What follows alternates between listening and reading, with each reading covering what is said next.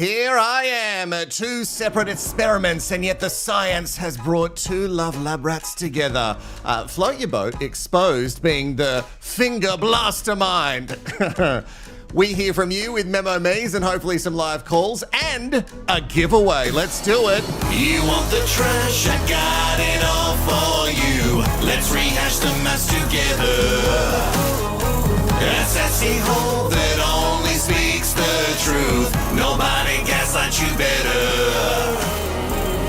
Hello, I'm Wilko, the trash, mess and drama co-op manager here, and it is great that you've decided to spend just a little bit of time to talk to me about the mess in the world that doesn't matter at all, but that's why we enjoy it. You know what I mean? People say to me, why do you watch all these shows? And I'm like, because this mess is the mess that I can get around. All the other mess is just too real. You know what I mean?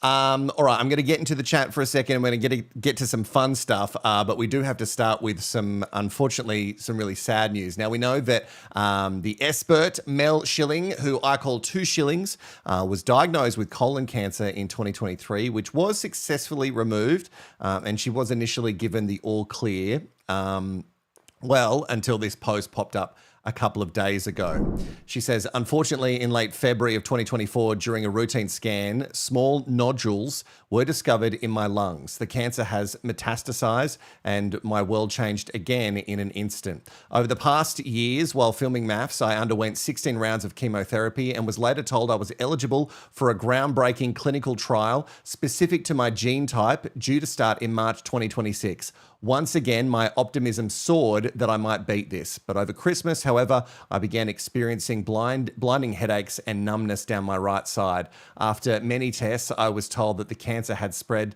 to the left side of my brain, and despite subsequent radiotherapy sessions, my oncology team have now told me there is nothing further that they can do. Oh my goodness. She says, hearing those words changed everything. That's where I am now. My light is starting to fade, and quickly. She does go on to say that she's still fighting, but you know what? Absolutely a huge fuck you to cancer. I mean, I did see I saw the news and I received a lot of messages from the sweet baby angels. And thank you to everybody who sent a message. You know, this show is satire. You know, everything I do is to take the piss and have fun. And I tell you what, Two Shillings has copped a lot from me in regards to the experts not experting the way that we like, and also, sure, her clothes. Originally, when I read the news, you know, a couple of years ago that she had colon cancer, as somebody who's had so many members of their family either battle cancer or lost their battle to cancer, it's just so fucked. It's so fucked. And to read that post was absolutely heartbreaking. And just the amount of people, with all the things that we have in this world to make our life better, that cancer can still spread like this, you know, but good on Mel for fighting it. And also good on Mel for showing up to do her job. You know, like, I haven't seen her miss an episode. So good on her. All right, let's get to the chat, shall we? Yeah, very sad for Mel. Thank you. Kay Anderson, thank you for joining. Yeah, fuck cancer. I agree. Lincoln Harry's dad. My thoughts exactly right. Yeah, it's just, you know, what more can you say in this world where so much shit is happening, and it's shitty. So I'm gonna drink a beer.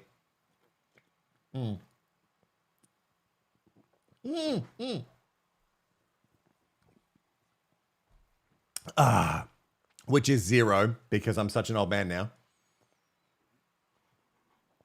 But you know, I hope everyone knows that. I hope that Mel knows that everyone is thinking of her during this time, and it's just really, really shitty. That's all I can say about it. Really, really shitty.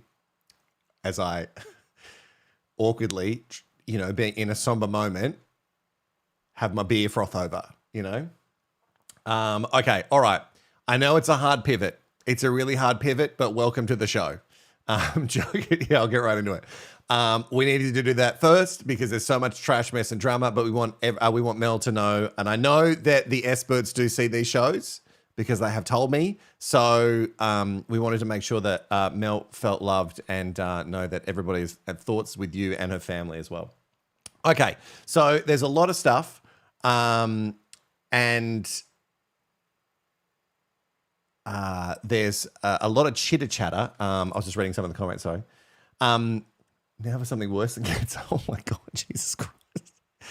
Guys, look, we have to laugh. We have to laugh. Not at the cancer, but you know what I mean? Like, we have to have fun because otherwise it's just too sad. Okay, so there was a lot of chat around one of the rehashes that I did in regards to talking about Julia Deluju, as I like to call her. And guys, I was obviously being facetious saying, should I remove the names? I'm never gonna remove my nicknames, okay? It's just that I find it funny with the amount of people who complain about them. I can't follow it. Well, learn. So there was a chat about Deluju, and I said that she snapped like a Scotch finger biscuit. And also, and then I was questioning if people knew what a Scotch finger was worldwide. And then I thought, let's get some Scotch fingers. Now, I thought that maybe Arnott's would just send them to me, but apparently their marketing team fucking sucks. So I went out and I got them. Guys, it set me back like $2.50. Can you believe it? And I wanted to show you what a Scotch finger was, just to start the stream in a fun way. And then, oh God, smell that. So it's essentially just a shortbread, by the way. Now, correct me if I'm wrong.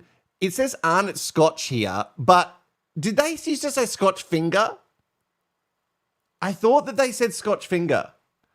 Maybe they don't, and maybe they never did, but they don't now. Anyway, you snap them, and you can enjoy one now and one in 4 seconds' time.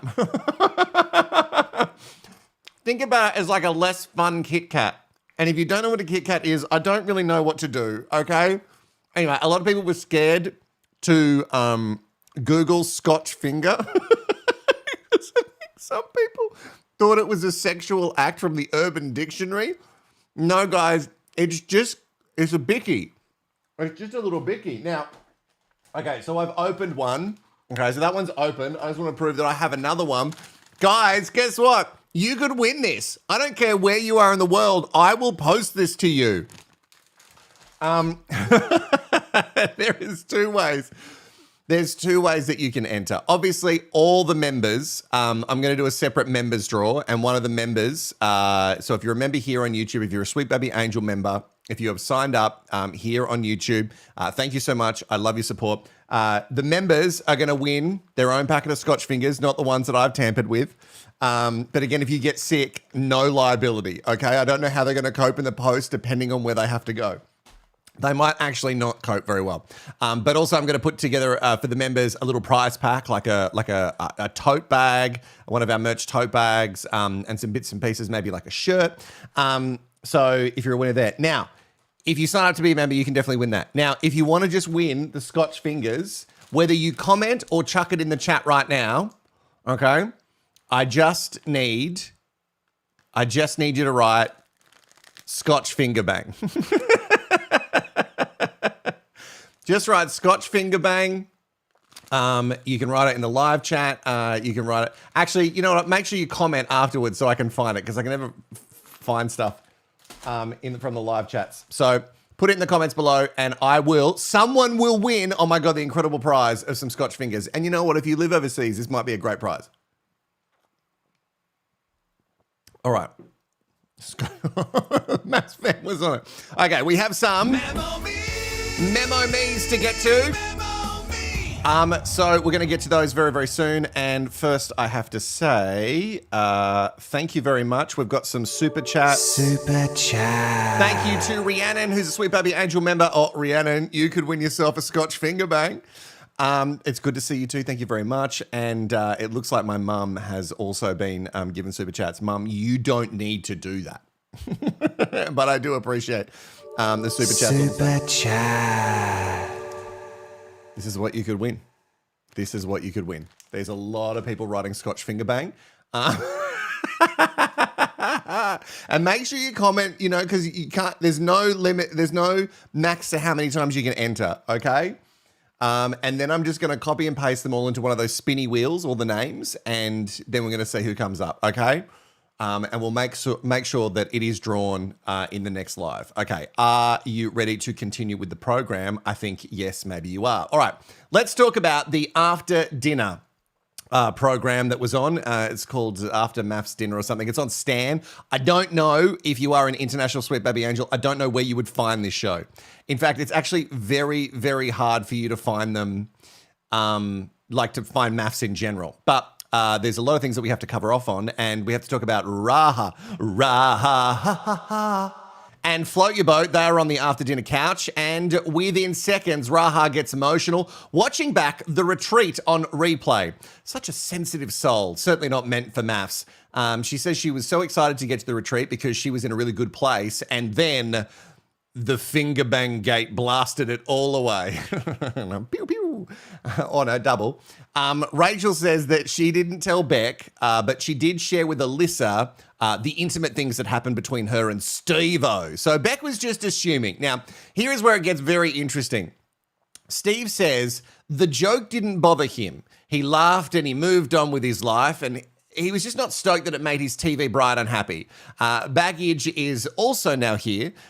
She arrives to the couch to explain her side of the finger banging situation. Rachel and Beck are holding hands a lot during this. Rachel says watching it back with Beck piling on after she was hurt her as a friend was messed up. And Beck says that at that time, she didn't know how hurt she was. Now, you kept joking about it. That's my problem. My problem isn't the joke. Like, make a joke. Jokes land flat all the time. You guys have seen the channel. And sometimes you make a joke and they hurt people's feelings, and that's fine. You say sorry. But I don't know that you're like, I didn't know she was that hurt about it. I think she was. I think it was made pretty evident. Even though we only see an edited version of that, it was made pretty evident to me. And I think if I made my friend upset so much that they left the party to go home, I would know that they were upset. Anyway, Beck, she dug those heels in. I definitely dug my heels in, but it wasn't coming from a place of malice towards Rachel. She loves the whole malice thing. Also, I don't know about the malice. It seemed like you were getting off on the joke. There is some unseen footage with Gia and Juliet talking about how Beck told them that Rachel said, "Welcome to high school. How many fingers was it?" And this is wild that we are talking about that. Tell me this show isn't high school, but the grown-up version. Beck is then very non-specific with where she heard this from. I think I did. I actually do think I said at one point, like, I think I may have. I may have, I could have. I don't, the way she was dancing around it was very confusing to me. I was like, it felt performative. And the more I watched it, the more it makes sense. Because, I'll say it in a sec. Now, Beck said that things that Juliet had said, or no, Beck doesn't. So obviously, Juliet and Gia, they have given their account of what Beck has said. And we know that Juliet likes to add a lot of extra colour for a good story. Steve-O is then put on the spot if he spoke to Beck about anything, and he looks guilty as sin. He stutters through I mean, like, Steve, bring it in. What's your secret? Because it feels like you have a secret, and this unseen footage is going to help with that secret. I'm so glad you got stuck a finger in, babe. Sorry. How do you know it's only one finger? So now we get to see a bit of the real Steve. So he's laughing about it, which is why Beck would have thought it was a lol fest to add to her end of night toast. And Float Your Boat is sunk now. I mean, look at Rachel's face. Like, look at her face. She is like, I just feel like Beck knew that this was going to happen. It felt like that Beck had been worded up by production, or she'd remembered that she told them and just hoped. it just feels like she knew. Anyway, Rachel is perplexed because Steve basically gave the green light and everyone goes, this validates Beck now. Well, make sure, sure, the joke, right? Like, sure, she cracked the joke, whether you find the joke offensive or not, whatever.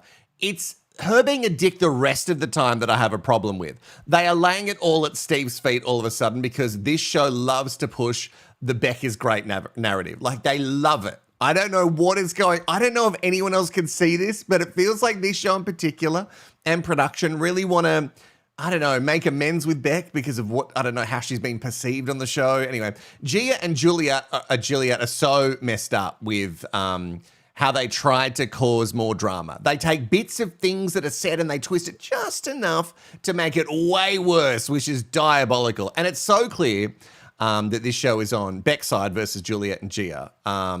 But unfortunately, they're just all bin-worthy for me. I think there was a comment this week that said, I'm too pro-Gia.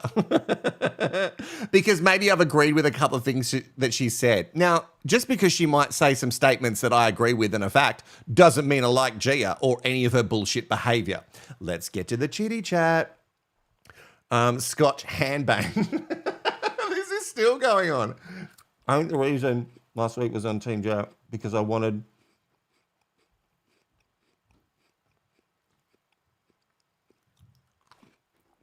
Oh.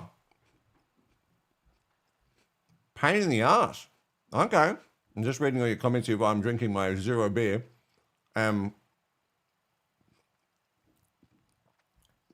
was stupid. It was stupid that she would sit there and listen to them, considering she's seen all the shit from them.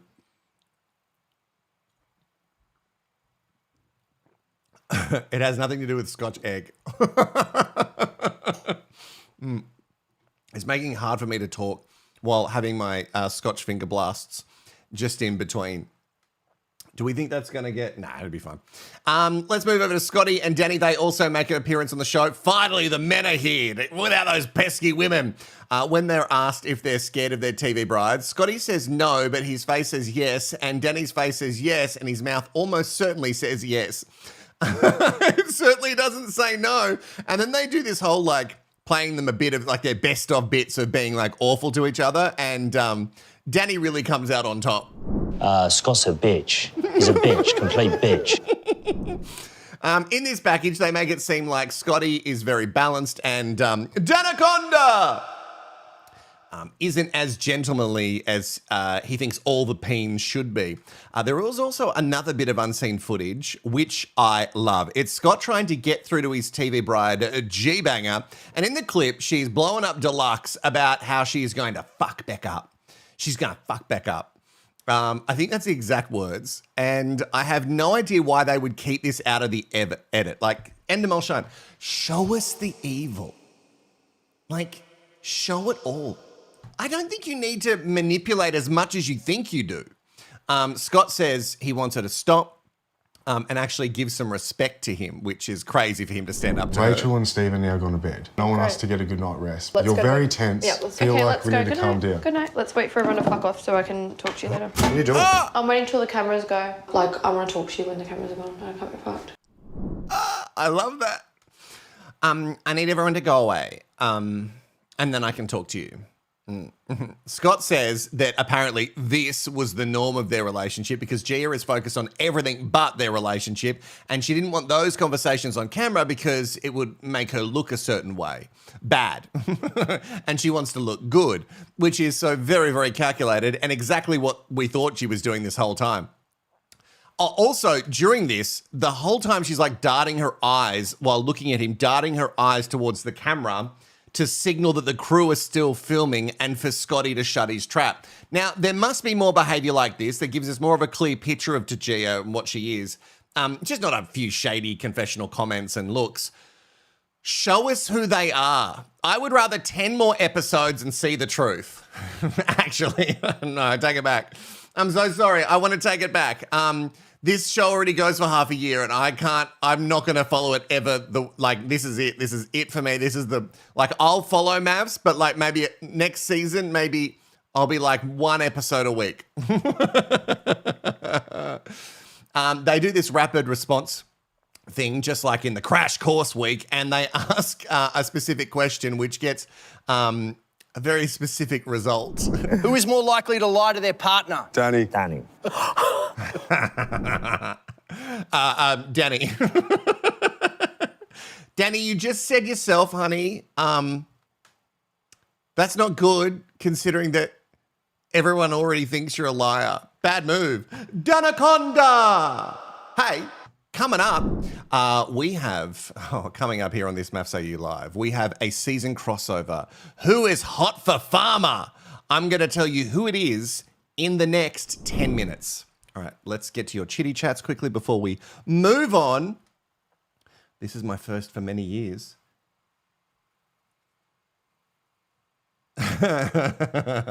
I'm so sorry. Well, look, people are loving this. Good morning. Thank you for unless if you're talking to me, then that's very kind of you.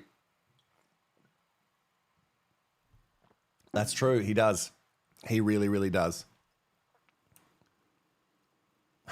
I love when people are like chatting to each other. It's my favorite thing. All right, let's talk about the Daily Mail Unleashed. You may or may not have seen it on the YouTube. Ali followed Juliet to get some, well, he follows all of them, but he followed, he's a reporter for the Daily Mail, and he followed Juliet to get some details once she was done with the experiment, and wanted to know exactly why she left the show. Everything's evil. Everything's fake and everything is manipulated. And people falling for it. I can't. Welcome to MAFS. I think you would have known the level of manipulation and fakery if you watched like, I was going to say 10 minutes, but do we even need 10 minutes of like one episode? But sure, call it out now, Deluju. She also says that she was asked if she was okay being the villain, and she makes it sound like she thinks she wasn't the villain, rather she was like gaslit and bullied during the whole thing. Which maybe she was definitely like manipulated by Gia. I'm not excusing her behavior at all. Like she can clearly blow up just by herself. But she was definitely puppeted around a little bit. And then this is my favorite part of, I was going to say interview, but it's not an interview. Sorry. All right, thanks. I'll leave you alone now. Yeah, thanks. Sorry, I'll leave you alone now. So creepy that he just follows them around. Like, you know that you don't need to just like follow them everywhere. You can interview them later, which you're also doing. It's getting creepy now. It's too much. Take some pat photos and whatever, but like stalking them into, I don't know, it's just all too much. Okay. Something that needs so much explaining is that Gia has a birthday party, and there is a guest there, and it's so confusing to me considering how much they despise each other, or so we thought. We connected because we went through a really, really hard time. We became really good friends. She's someone I love. Love? I get that people can be enemies and then, you know, they turn out to be great friends, but like you two have so much toxic hate for each other that it's like evident in each episode that you are not pretending to be good with each other. Oh, look, no, there were a couple. There were a couple where you tried to pretend. Anyway, Gia's new boyfriend was also there. You'd remember him. His name's Alan. And he's from Love Triangle. Can't remember what season. Doesn't matter. Yeah, I don't know how I've been invited. Just a little fling, a little summer fling. Never found the right one, you know, and I think she's landed on her feet. Just a summer fling. You know what? Reality TV people should end up together. You two can have little Endemol Shine babies. Also at this party, Chris was there, Luke is there, Rebecca is there. Gia gets really mad at Ali for filming, but it's like you invited him for the purpose of getting paparazzi'd. Is that a verb? You wanted to be promoted, Gia. You can't ask for him to turn up and then not take pics and vids. That's so weird. It's when he isn't invited, which that's the weirdest thing for me.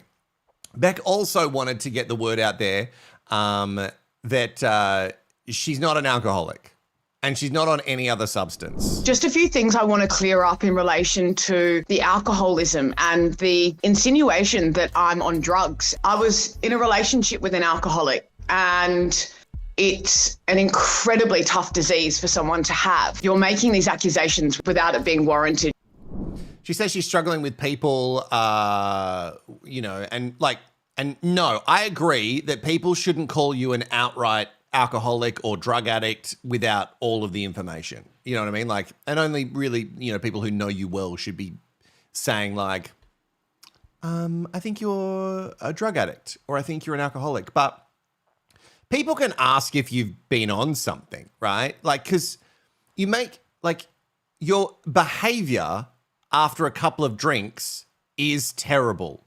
So people can go, oh, she's had a couple of drinks and then she acts like a complete fucking monster. The way you acted warrants people to say, maybe you're not your best self while you're 3 sheets to the wind.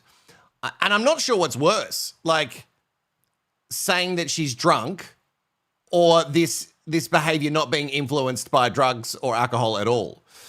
Beck says because she lost a lot of weight, when she was a bigger girl, she could drink a lot more and it wouldn't affect her as much. But being on the show, even just a couple of drinks sent her. And she makes it very clear that production gave her minimal alcohol. Got to keep that company line. Something I can get on board with is with Beck is that she doesn't blame the edit. She says, I said those things and...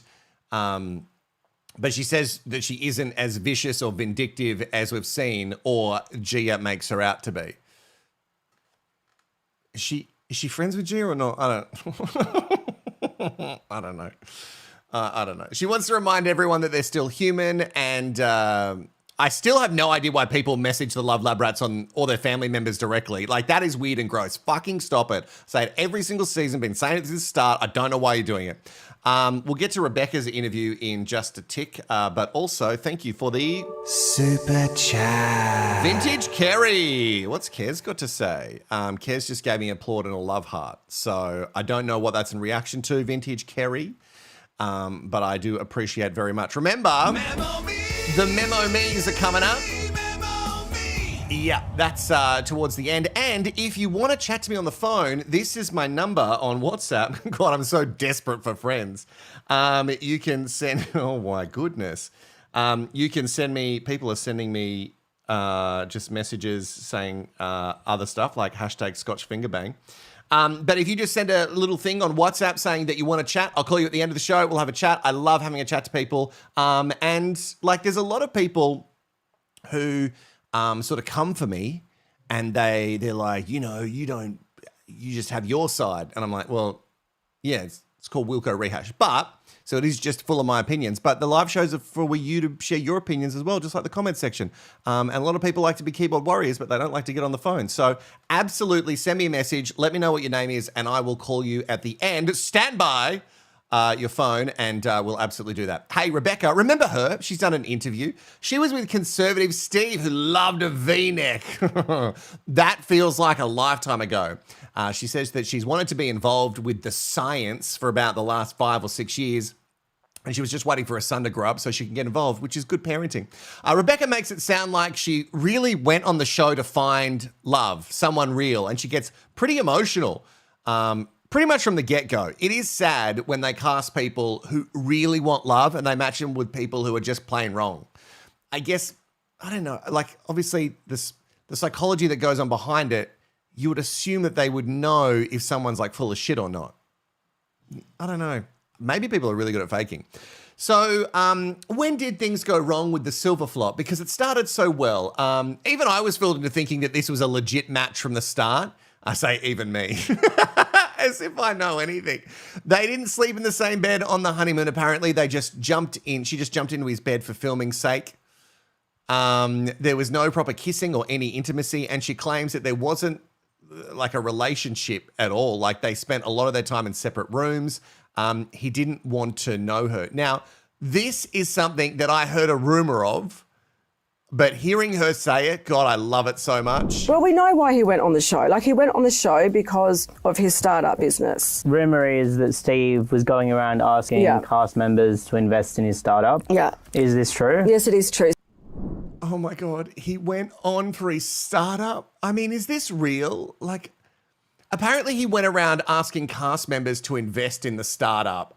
Like, as you heard them just say, like, this is wild. I read some stuff about this before. I just didn't believe it because I was like, out of all the things to go on this show for, a startup. This has to be the first, someone coming on for potential investors. It's not fucking Shark Tank, mate. Maybe he was confused. I don't think they're made by the same company, but maybe someone can Google and tell me in the chat. Rebecca doesn't like that people were calling her a mean girl. I think I might have been one of them because of her proximity to Brooke, Gia and Malusian during that infamous dinner party, which does that really narrow it down? Raha also caught up with Steve Sr. for lunch and Rebecca seems to be very put out by that. Also, Raha, why are you checking on Steve? I don't know. I'm not saying that you need to be on one side or the other, but Steve's, no. For 2 months, apparently, after the show, she cried, apparently every day for a couple of hours. And then when the reunion came around again, she was really knocked about. It's really taking its toll on my mental health, to be honest. Like, I'm just emotional. And even with that, she doesn't regret going on the show. She doesn't know if she would do it again, but I don't know. When she says it, it makes me feel like, oh, you definitely will. Anyway, Rebecca is closing the chapter, going to travel during the Melbourne winter and find some love. She also stands up for Brooke BT Dub, and she says that Brooke was just having a moment. She had a lot of great moments, and she just had one bad moment. I was like, one bad moment? I don't know. Maybe we're watching the different fucking shows.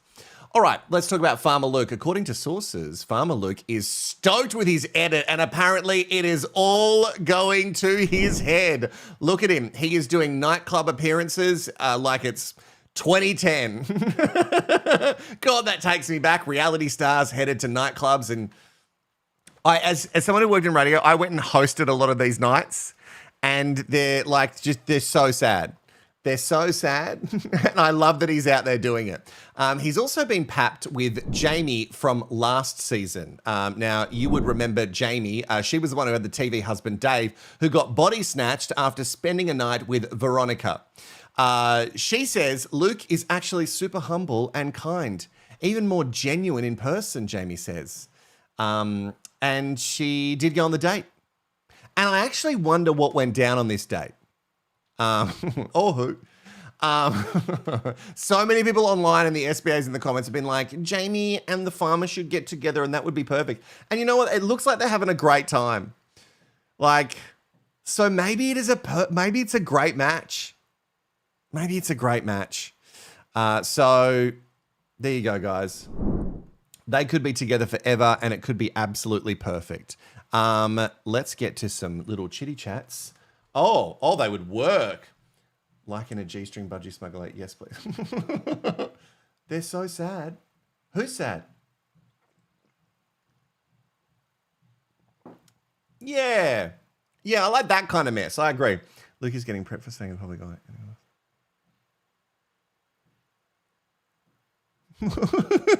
My mum says, oh dear, Luke. Then, see, they're not actors. They definitely play it up for the camera, but some of them are actors in real life, but these people go on this show, but they're not paid as actors. This isn't scripted. They are fed lines by producers. They are manipulated to the hilt, and some of them like to, manipulate their own storylines, but they're not actors. People are like, God, I hope they're actors. They're just not actors, guys. They're not. Because if they were actors, it needs to be done way better. Because it's not even at like home and away standard. All right, let's talk about Gia and the receipts. Oh, do we have to? I mean, I've seen so many versions of the iMessages to the WhatsApp groups, and I've heard a bunch of stuff from them. But, the gist is Beck is awful. Brooke is awful. Gia is awful. Gia is walking around sharing these receipts to anyone in the media who will take them. It's actually really sad. Here they are. Do we want to look at some of them? I'll tell you some of the things. She basically calls Alyssa a rat. What else here? Oh, she talks about how David wants to be a Christian influencer wannabe. There's a lot of fuck offs. I'm going so fucking hard on Alyssa and how fake her fake relationship. I think that's meant to say. I don't know. What a rat. I love the rat. That's my favorite thing. Gia, in regards to these receipts, she's also been doing some... Oh, no, I don't want that. Gia has also... That's coming up. Oh, spoiler alert, guys. I've ruined the whole show. Gia has also been on Today FM Breakfast, and I think it's with Nath and Emma, and she's having a chitty chat, and she's going rogue because she's not meant to do media now. Because remember, last week we talked about her new boyfriend being revealed. You saw him before. They're just having a spring fling, according to him. She has been accused of backing out of interviews, but she says that 9 media cancelled them.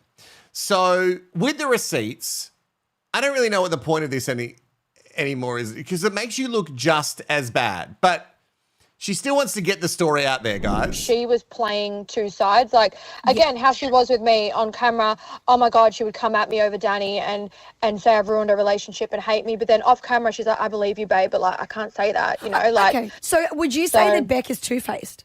100%, yeah. And with me, it's what you see is what you get. I can be a bitch. Yeah. I can be blunt. Like, we know that. But it's like, you know where you stand with me. That's the difference. She's also asked, I'll get to your comments in a second about that. Are they friends now or not? I just don't. Are they friends? Because she was at her birthday. Maybe it's all gone downhill since. Anyway, out of everyone who's getting the best edit out of all the Love Lab Rats, who could that possibly be, Gia? My ex-hubby, he's getting a good one. Yeah. Let's start there. He's barely on it. Maybe I don't know why that is, but yeah. So who is Scott really then? Yeah, who is he really? Give us the real Oh, Scott, God. Gia, because we're not seeing that. We want to know who the real Scott is, Gia. What's he like? I mean, when we weren't filming, I'd be like, let's hang out, let's do this, let's go to dinner. And all he wanted to do was work on content, working on new business launch, like all this kind of stuff. I mean, he's been on reality TV before. He was boasting about going on another show straight after this. So we know why Scott's there. And I was very serious. I have a kid. I wanted someone to be a dad, and he just kind of a bit took me for a ride. Is it also because there's rumours that he was talking to his ex during the show? Do you think that's what he was doing? He was talking to his ex? Yeah, and I don't know why that didn't get brought up either. That happened on the honeymoon. He was texting her on the honeymoon. Oh my God. Okay, so this is why, this is what you're saying. He got a great edit because that wasn't part of the show at all. How did they not include any of that? Why do you think they didn't include any of that, G? Because that's huge. I think it's interesting. They're showing like in every couple there's a good and a bad. I feel like that's what the vibe is this year, and I'm the bad one. So I don't think them showing him being bad is not really going to like align with me being the bad one. Or why can't we have both? I think maybe you're both the bad one. Apparently Gia wanted to leave before the final vows, or huge spoiler alert by the way. Quick, switch off. Turn it off now. Because this is going to spoil it all. Oh, my goodness. Are they still together now? She wanted to leave before the final dates and the final vows and return to her daughter. Scott said, we'll go after the final dates. And then when producers were talking to them both, apparently he said, I would never say that we would leave Gia. And apparently pushed her under the bus. And then she left. And apparently all we're going to see him, allegedly, all we're going to see is him cry because she leaves him. But she planned to leave with him together just to get out of it. So who do you believe? I don't know. Let's get to some of your comments on G-Banger. Yes, porque no los dos. Yes. Is that ad everywhere in the world? God, I hope it is. Now she blames the editor but refused to have an honest conversation with you on camera. Yeah. She also says, by the way, just reading your comments, sorry. Oh, God. Thanks, Jody. She also says that she has this all filmed. So she's got more receipts, guys. Like the interaction between her and Scott and him saying that, yeah, we'll definitely leave. So, and then him pushing her under the bus. So apparently, I've never seen it's my favorite one. All right, let's talk about Joel. You might know him as Jolmio, or the guy who loves playing with dildos, but not in the way that you would think. He was on a Melbourne breakfast radio show, Fifi, Feb, and Nick, and he is full cringe during this episode. I don't know if he just woke up or whatever, but he's cracking jokes and giving sarcasm, and it doesn't read correctly, and I think it's because he just woke up. Like I can't tell that it's sarcasm, like when he's being nice about Deluju, but the whole vibe feels like the whole interview feels off. Little secret about Juliet is she prays to the god called reality TV. She worships reality TV. She loves reality TV. The favorite thing in the world, she says. My favorite thing in the world is reality TV. My God, the Kardashians, Vanderpump Rules, yes. And she also says to me, she said to me verbatim, she says, I love gossip so much. She's like, it's also my favorite thing in the world. I just love gossiping. I love gossip so much. I like hearing gossip. I don't, you tell it to me and then I just know it. Anyone else relate? I don't need to spread anywhere else. I just want you to tell it to me. What is that? What kind of person I am? I'm bad. We know I'm a bad person. So her favorite thing in the world is reality TV and she loves it so much. It's weird and wild that she hasn't stopped by Rehash. Oh, you know that there's a phone number that you could call. Why did none of them go rogue on this channel? Like they call me to wish me happy birthday and be nice. Go rogue. You know what I mean? Like I don't think I've made the Daily Mail once. When it comes to the finger bang situation, I know you're dying to know exactly what team CAMEO is on. Is he on Beck, who made the joke, or Rachel, who was hurt by the joke? Which team is he on? Okay. I think Rachel's a bit overreacted a little bit. Yeah. Oh, yeah. So I have said more wrong jokes in my life than I can possibly count. So I'm on Beck's side. She said the right joke to the wrong person. That's it, you know? Rachel is super sensitive. We all know that. And I think if Beck could replay that event, she would probably say to someone else. But Rachel's reaction was absolutely ridiculous. Rachel announced it to the group. So Beck was just saying something that was already public knowledge. Like, it wasn't even that bad. No. You know? And she wasn't, like, saying anything like, she wasn't trying to shame her or say anything degrading onto me. It was so surface level, honestly. Everyone knew what happened. She was just saying what everyone knew. There's rumours. Is there, I don't know, a flame between you and Beck? Is there a relationship here? Yeah, Beck is one of my 7 mistresses, actually. No, on a serious note, she told us that you two might be a little bit of an item. Did she? Well, an item as of friendship. Who are you asleep next to? Just a teddy bear? Anyone else in there? And Shaniqua. Oh, Shaniqua? Is there any... That's my black dildo. Oh dear. Now, Joel, oh my God. Also, Breakfast Radio, you're freaking out over the word dildo. Come on, guys.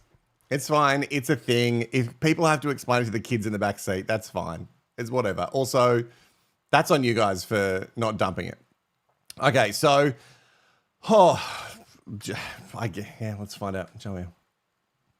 Julia suddenly seems sympathetic now. Loncart is not into Joel. Yeah, it was a really cringe interview. It was so weird to me. Face, pink tears.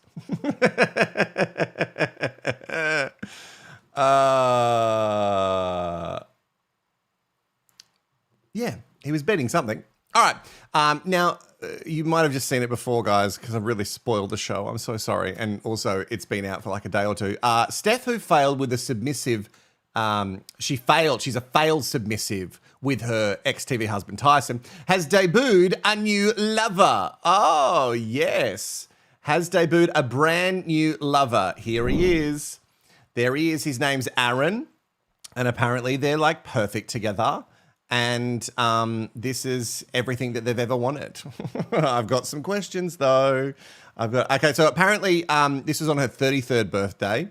And Aaron is... which Steph is positively glowing, according to the Daily Mail. They met in October last year during a business deal. She says, I sold him a house when I was in the experiment. I love that she sold him a house while she was doing the science. Maybe that's why it didn't work. Okay. After I left, we did the pre-settlement inspection and met there and have been dating ever since. I mean, I guess you got to meet people somewhere. but look at this. Perfect. And then she has to say to him, hey, so I've just left MAFS and stuff happened. My first thought with Aaron was like, how alpha is he? And is he okay that you're 33? Because I think like maybe not as cool with it. Also, we have to quickly talk. I know I've got to get to the memo me's and everything. Josh from the MAFS Funny podcast, always working overtime. I don't know how he does it because I just watch the episodes and I don't know. Anyway, he did a video up talking about Cycle Sam and Cowboy Chris, and he wants to talk about exactly what happened with them.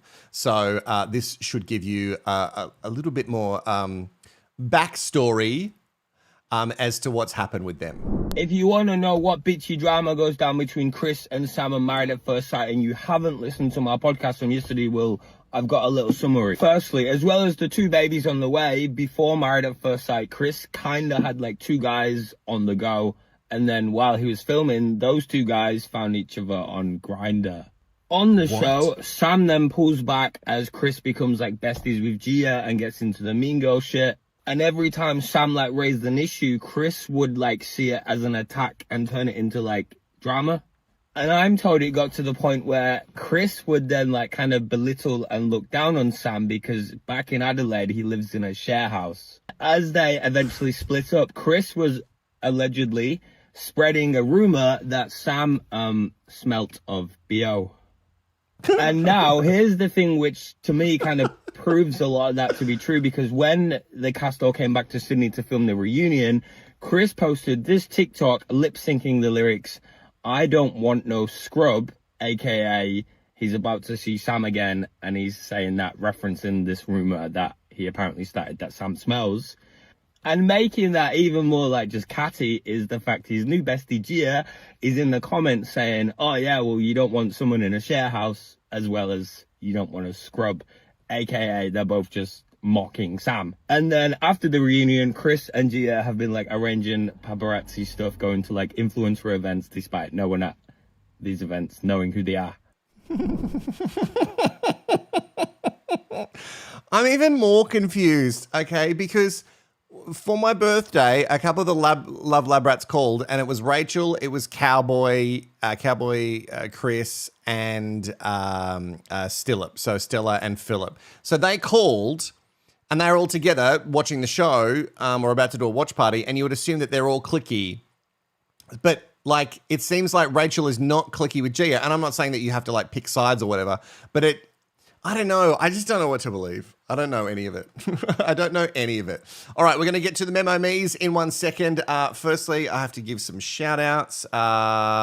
Thank you to all the members there's so many members who have joined over the last couple of weeks, and I really do appreciate you. It really does support the channel. I absolutely love it. And remember, if you are a member, it could be you winning a little Rehash gift pack that includes Scotch Fingers. And hopefully you've put your comments in. Let's get to some memo me, shall we? Memo me time, baby. All right, let's start with Daniel. Daniel has sent through his memo me. Memo me. What's happening, Wilko? It's Hatchos. Hey, Hatchos. I'm getting excited at the possibility. Not excited, but something. I'm cautious of the possibility that Deluju may be on the Athena train of cycle-induced highs and lows, shall we say. Monthly. For me, I think if next week we have another crash out and then the week after we have another high, that'd be enough. What do you reckon? What do I reckon? I reckon, obviously, all of my female friends, they talk about how does my monthly visitor, how that can affect their moods, their days, their bodies, everything. Sounds fucking awful. I don't know if we can put everything that Deluju is doing down to her monthly visitor. I don't think it's all period induced, okay? There is a follow-up to this. Daniel sent another one saying, does my wife Lily agree? I'm nervous, but I guess let's do it. All right, babe, what do you think of the possibility of cycle-induced rage and highs for Deluju? Look. You've said enough. You've said enough. I don't know if we can just blame that. I don't know if we can just blame that. Antonia, she has sent through another memo me. Hi, Wilko and Sweet Baby Angels. This is Antonia from the US.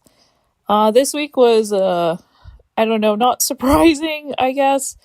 Now we had 2 walkouts, Brooke and now Tyson, and apparently we're going to get 2 more from the preview, but yeah, I'm not surprised he walked out once people were pushing on him. But Juliet, come on. Why did you write stay? You obviously do not like this man. But whatever. With the retreat, I didn't make that I thought edit. it was going fine until Beck had opened her mouth, and my feeling is Beck needs to really stop drinking. I know, like, to me, they want the mess, but at the same time, I'm like, this is getting out of control. But yeah, I thought Rachel was a little bit overreactive, and she did say she was from the after the dinner thing. But at the same time, the whole comment was, I would have just said it was hurtful, and then like that's it, I guess. But then Beck kept doubling down and tripling down, and just I did nothing wrong, and I'm like, you did. But then her hanging out with Gia and Juliet all of a sudden was very bizarre. Our 3 mean girls all right there. So I don't know if that was like a producer thing where they're like, okay, all the 3, girls that are, the most problematic sit together.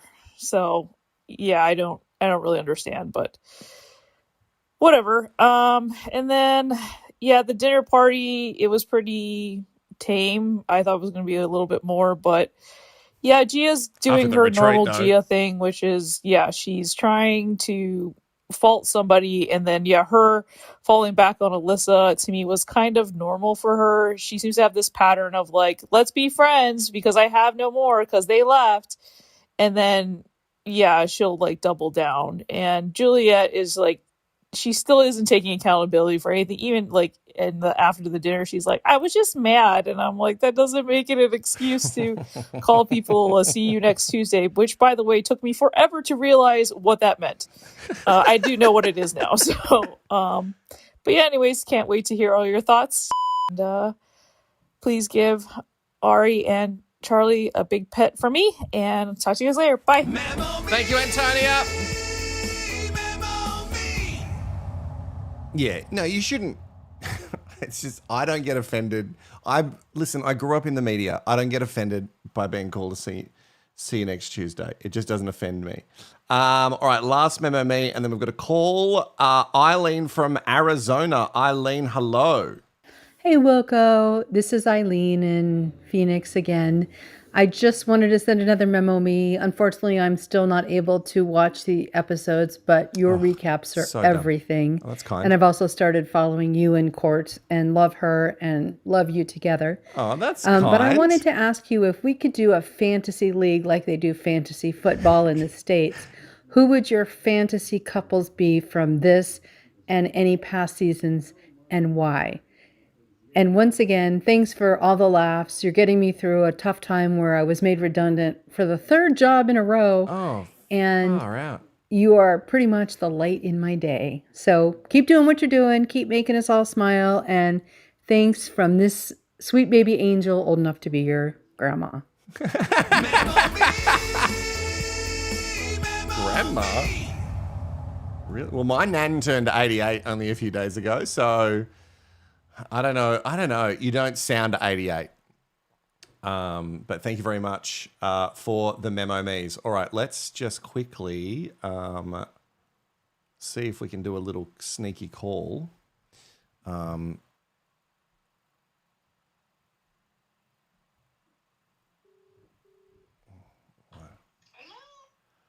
Oh, wait, let's double check. Is this working again? Oh, it doesn't. Why is it WhatsApp so dumb? Hello. Hang on, I'll switch that down. That's it. You've got to switch that down. Hello. Who is this? Christy. I knew it was either Christy, Kirsty, or Kirsten. Now, you wanted to call through, you wanted to jump on the show, and you're on the show. Thank you for being a part of it. Jazz was a hoot last week, and Jazz has sent me another message. So we might have, I don't know if we're going to, we might have time for Jazz. Thoughts about this week of MAFS? Well, I have thought all along Gia is the mastermind behind all of the drama that's been going on. When you think about when she first arrived and her nasty, nasty comments straight up, and she totally picked out Beck straight away. Then she had that night out where everyone wasn't supposed to go out to the Bondi Ice something. I can't Icebergs, remember yep. Yeah, that's it. Well, I've heard all sorts of stuff about that and how she was very in the process of trying to get back at Alyssa and Stella. She set that up that night. Her interactions with Brooke, like she just wound her up constantly. That's what Gia likes to do. She likes to get into people's ears and wind them up. I mean, on the red flag, green flag, she was always in the middle of that. And then the whole drama with Danaconda, the interactions with Joel at the wedding, her interactions with Juliet, and then winding up Rachel at the time away. And then when she was sitting there at the pre-dinner drinks thing, and she felt so happy because the Beck, Daniel, Juliet and Joel hadn't arrived, and she thought she was Miss Queen, I'm so perfect. And then when things didn't go her way with Juliet because she'd wound Julie up to have a really good go, and then it didn't turn out because Beck was talking with Rachel in the end and she was mixing with everyone else, and the look on her face, it's like, nah, I'm going to have another go another way, hence these magic receipts. That Right. Okay, so it sounds like she's the puppet master. She is the one who has strings on everybody, and she is making it all work. Look, ultimately, we know that the producers are the puppet masters. And I think that they have cast Gia for a very specific reason, like they did Tyson. They know that Gia is she has a very certain type of personality that she wants to win. I think I've said it from the start that she wants to win MAFS. There is no winning MAFS. Like, unless you do a Cam and Jules and you kind of stay out of the drama, there is no winning MAFS. But I happen to think that Juliet is just as bad as Gia, is just as bad as Beck. Oh, yeah, no. All those girls are really nasty. They're very toxic, extremely toxic. And it's actually been really embarrassing because, I mean, the last season it was all the men being complete assholes. And now this year the women are, I think they're even worse, and they're just horrendous. Yeah, it is funny because there's a lot of seasons you hear that they're like, we only find toxic men for this show. So I guess maybe this year they went a little bit too hard the other way. Hey, thank you so much for having a chat, and I love hearing all of your thoughts about Gia. I cannot disagree that she is a master manipulator. No worries, and I love the show, Wilko. You're the one that keeps me watching. Oh, thank you so much. Did you hear that, Channel 9? Thank you so much. I really do appreciate it. Thank you. Jazz, thank you so much for texting. I do not have time to have a chat because it is time to go. Now, the Commit Me is about to come up. That's what we're all about to watch now. This is what we think is going to happen. Beck tells Danny that she loves him. Has she kind of done that already? I feel like she's done that already. There's a weird situation with Stella and contraception. There is a walkout of Juliet. And there's more talk about fucking receipts from G-Banger. Also, apparently, the big fish says to the booty that he's falling for her. Huge. Huge, huge, huge, huge, huge. So much stuff. Thank you to everybody who has joined us for the live. Thank you very much to everyone who has donated. A couple of super chats. Super chat. Bonnie Vincent said, Wilko, here's something for a couple of coffees. You need to get You need something to get through all the way many times a week. Enjoy. And also Deb, who is a Sweet Baby Angel member, has also come through and said 721 watching and 179 likes. Hit the like button. Yeah, apparently it really helps still, I guess, if you like it or not. Hey, thank you so much. The show is starting, depending where you are in the world. If you're here on the east coast of Australia, MAFS is about to start, and I must say the magic words to you. Oh, remember, make sure if you are watching on catch-up that you comment, Scotch Finger Bang. And if you're a member, you don't have to do anything. If you become a member, well, you've done it all. But you left. You left.